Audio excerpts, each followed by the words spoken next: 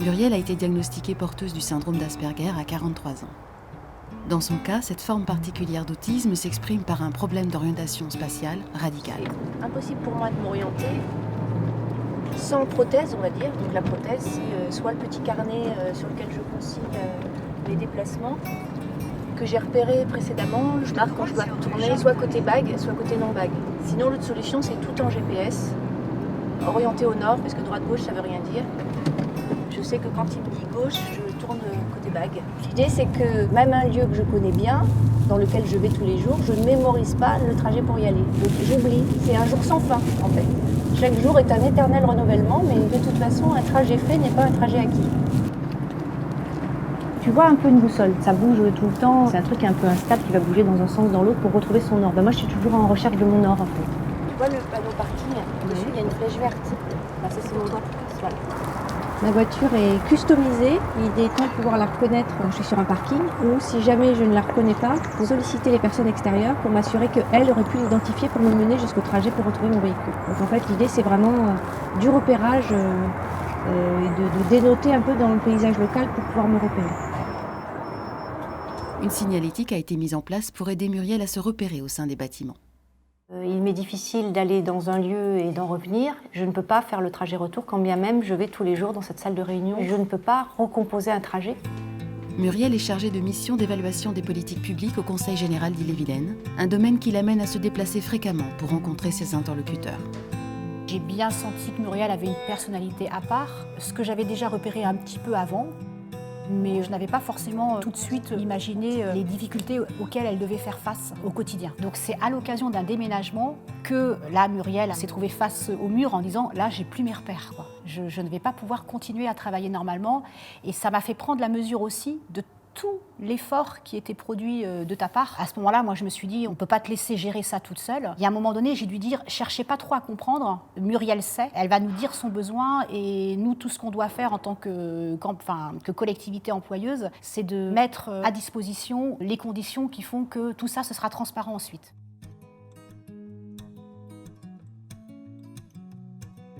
J'ai un plan des différents bâtiments des services du département dans lesquels je me déplace de façon régulière.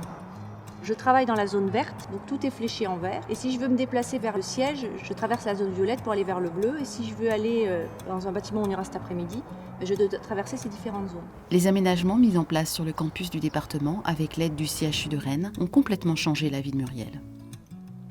J'ai jamais entendu parler du syndrome d'Asperger sans connaître Muriel, donc c'est vrai que c'était étonnant. Ça n'a vraiment rien changé dans ma relation du tout. Et au contraire, je me disais...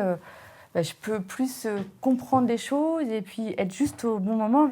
L'aide au repérage a été une transformation folle parce que quand on se retrouvait à déjeuner les midis, c'était l'épuisement total, quoi. C'était un vrai challenge d'arriver jusqu'au lieu de la restauration. Donc là, maintenant, quand on se retrouve, c'est simple parce qu'elle arrive avec son petit document et en plus sans gêne. Du coup, tu arrives plus sereine, plus facilement on peut se donner rendez-vous. C'est moins compliqué, même si... Si c'est pas prévu longtemps à l'avance, on peut se le permettre, sinon on peut pas se permettre. C'est trop d'efforts. Les personnes avec autisme perçoivent leur environnement différemment, avec une hyperperception des sens qui entraîne une fatigue sensorielle. Il est pour moi impossible de travailler dans un bureau où je ne sois pas seule. Parce que cette ultra-sensibilité au bruit, au son, aux odeurs, les parfums, il y a plein de choses, au café. La fatigabilité serait telle que je crois que je ne pourrais même pas tenir une demi-journée. Et puis ça nécessite une proximité aussi, d'être dans le même espace. On a des conversations qui débordent sur le travail. On va dans un autre registre là et je ne suis pas capable de le tenir. Ça devient anxiogène. Un téléphone adapté, c'est un téléphone pour personnes malentendantes. J'ai des fréquences où je suis en hyperacousie et puis d'autres où je suis en hypoacousie. L'idée, c'est d'avoir un téléphone qui me permette d'avoir une fenêtre de tir sur l'audition dans laquelle je puisse être en capacité, donc avec une amplification sur ces fréquences-là. C'est indispensable. Avec un téléphone classique, je ne peux pas passer de communication. Mon handicap est devenu invisible, mais il ne l'était pas au départ, puisque au début, j'ai pris des cours pour apprendre à m'habiller. Parce que je ne savais pas les tenues chaudes, les tenues froides, l'été, l'hiver, comment s'habiller, et je ne connaissais pas les codes. Sur certaines fonctions, il faut être habillé de façon conforme. Donc j'ai pris des cours pour apprendre à m'habiller à peu près potablement. J'ai pris des cours pour apprendre à me coiffer, parce que je ne savais pas me coiffer. Et puis des cours pour savoir comment on s'adresse à quelqu'un qu'on ne connaît pas, comment on s'adresse à quelqu'un qu'on connaît, qu'on côtoie au quotidien, à quel moment on serre la main, on ne serre pas la main. Ce qui aujourd'hui paraît évident, simple, en fait c'était un parcours d'une bonne dizaine d'années. Yann arrive. Le café du matin, c'est une mission, un moment où on se salue dans l'équipe. Donc je pense que c'est créateur de liens. Et puis au fur et à mesure du temps, je m'impose toujours ça, mais je le vis mieux aujourd'hui. C'est moins difficile. Il y a plusieurs choses difficiles. Il y a d'abord d'avoir des conversations sur des sujets qui n'ont pas d'utilité propre. Par exemple, parler du fait qu'il a fait froid ce matin. Habitant à peu près à quelques kilomètres les uns des autres, il est assez logique qu'on ait subi la même température. Donc je ne comprends toujours pas l'intérêt. Je sais que c'est important pour les gens de le dire, mais je ne comprends pas l'intérêt. Donc j'arrive pas à nourrir ça dans la durée. Donc très rapidement, on tombe sur d'autres banalités qui font que je suis vite dépourvue et que les bras m'en tombent, quoi. Physiquement, je ressens un malaise. C'est difficile de décoder les émotions et les intentions de différentes personnes face à soi. Il faudrait avoir un coup désarticulé pour pouvoir vraiment aller examiner tous les rictus, toutes les expressions, tout ce que la personne a en profondeur, vraiment qu'est-ce qu'elle veut dire, quoi. Ces particularités n'empêchent pas Muriel d'exercer un métier de cadre et d'être extrêmement appréciée non seulement en dépit, mais pour sa différence. En effet, l'autisme recèle aussi des différences positives dans le traitement de l'information, qui s'avèrent très précieuses dans le monde du travail.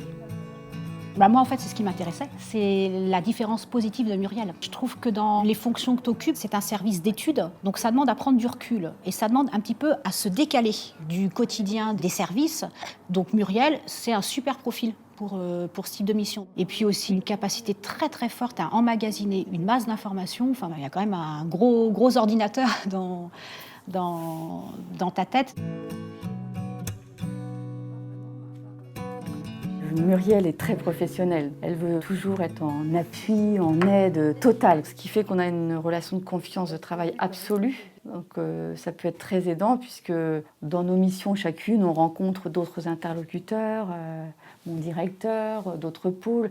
Et du coup, les ponts se font et j'ai une totale confiance de ce qui peut être dit et bien dit sur ce qu'on est en train de faire. Donc c'est un interlocuteur précieux, c'est ce qu'on souhaiterait tous avoir dans nos équipes. Elle est hyper impliquée et elle va vite dans la compréhension, dans l'analyse. Il faut lui donner les éléments nécessaires, c'est ça qui est important. Une fois que Muriel a les éléments nécessaires, on sait que ce sera fait en temps et on sait que ce sera bien fait. Il y a une capacité à emmagasiner un nombre d'informations qui est super intéressant pour un service d'études. C'était une vraie qualité et une capacité dans un temps très resserré à produire des livrables, des écrits. Et ça, c'est certainement lié aussi à ta différence. Donc pour moi, je l'ai plus vu comme un atout, un élément de performance pour notre activité, notre service. Muriel, elle a cette capacité à aller chercher de manière très détaillée les informations, à éplucher la documentation, notamment sur son domaine de prédilection qui est plutôt dans le champ du social. Donc c'est vrai, quand on a eu à mener des études en particulier sur des sujets où il fallait vraiment rentrer dedans, finalement c'était elle qui apportait l'info sur c'est quoi le dispositif, comment il marche, parce que justement elle avait déjà tout regardé et tout épluché. En plus de la charge de travail, elle est capable d'aller chercher les infos sur précisément le sujet qui nous intéresse. Et ça, c'est quelque chose, je ne sais pas si c'est lié au syndrome ou quoi que ce soit, mais en tout cas, c'est une qualité au travail qui est indéniable. Ouais. Avec les années, Muriel a su s'entourer de collègues amis sur qui elle peut compter en cas de besoin pour décoder les messages sociaux trop implicites. En retour, elle bénéficie de ses compétences spécifiques hors du commun. Un échange complice, gagnant-gagnant.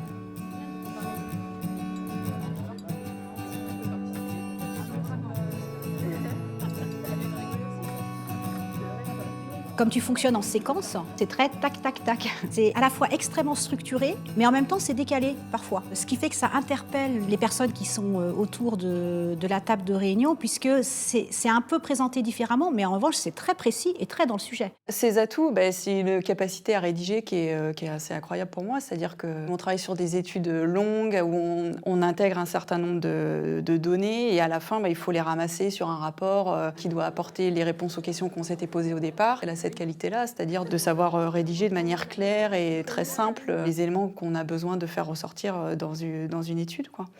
Donc pour moi, ça, c'est un gros atout. Ouais. C'était plus une relation de complémentarité sur certains atouts qu'elle avait, que moi, j'avais pas, et inversement, ce qui fait que je pense qu'on a bien travaillé ensemble pendant toutes ces années, quoi. L'absence de sens social, le besoin d'informations explicites confère aux personnes autistes une certaine naïveté dans leur relation aux autres. Mais dans le contexte du travail, savoir poser des cadres et des questions naïves peut s'avérer extrêmement utile pour tout le monde. Je m'organise avec les collègues ou dans les relations de travail en général parce qu'il y a de la reformulation. Donc pour m'assurer d'avoir bien compris, je vais reposer la question ou plusieurs questions pour m'assurer que j'ai bien compris la consigne. Et si j'ai mal compris, ça permet de réajuster tout de suite et de poser vraiment un cadre sur lequel on se met d'accord. Le poste qu'a Muriel est très important et justement la méthode qu'elle utilise pour elle, c'est une méthode très utile dans la mission qu'elle a. Parce que justement, elle permet, dans tous les soutiens de projets qu'on a dans les services, d'avoir cette exigence de reformuler, d'obliger à clarifier, parce que c'est pour elle, mais du coup c'est pour tout le monde. L'exigence que Muriel a, alors professionnellement c'est hyper utile, mais là c'est surtout par rapport à ce que tu as, oblige les personnes autour d'une table à se mettre dans leur fonction, dans le travail, la posture, on doit l'avoir tout de suite parce que Muriel le demande, donc on n'a pas le choix. Ça peut arriver dans certaines réunions où on était ensemble, qu'elle se tourne vers moi pour comprendre une question ou une situation. Mais souvent, après, Muriel vient me voir en me disant « mais ça, je suis pas sûre que je devais la poser » ou « est-ce que tu penses que ça a mis mal à l'aise le fait que je pose cette question-là » La plupart du temps, c'est non, en fait. Là où nous, finalement, on se met des filtres, elle est capable de poser des questions qui, après coup, apportent des éléments et font avancer les choses. Au contraire, ce serait finalement un atout de ne pas avoir ce filtre-là. Alors, tout le monde a cette question-là en tête, mais tout le monde se dit « ouais, maintenant, si je pose ça là maintenant, comme ça, je vais peut-être me faire allumer ». Le fait de poser la question, tout le monde se dit « ah ouais, quelqu'un l'a posé » et tout le monde est soulagé en fait. Si elle l'avait pas fait, personne ne l'aurait fait. Et au final, tout le monde est content. Pour moi, c'est un gros atout en fait. Elle améliore la qualité du service et la qualité du projet à mener de toute façon, de toute évidence.